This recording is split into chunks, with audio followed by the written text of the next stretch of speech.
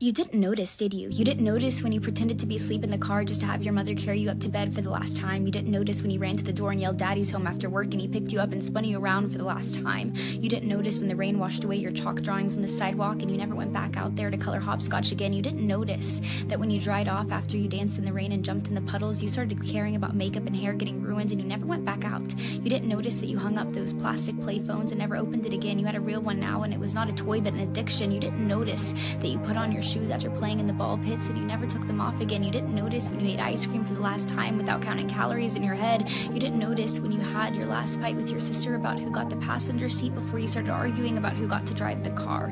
You didn't notice when you stopped believing in Santa Claus as the magic of Christmas was replaced with material wish lists. You didn't notice when you stopped believing in a monster that lived under your bed as it started to come out in the reflection of your mirror. You didn't notice when you went to field day for the last time, when you got your last participation trophy, when you kicked your brother's seat during a road trip for the last time, when you had your last play date with your Barbies, when you had your last Disney movie night with your family. You didn't notice that grandparents don't last forever. You didn't notice that your childhood cat wasn't eternal.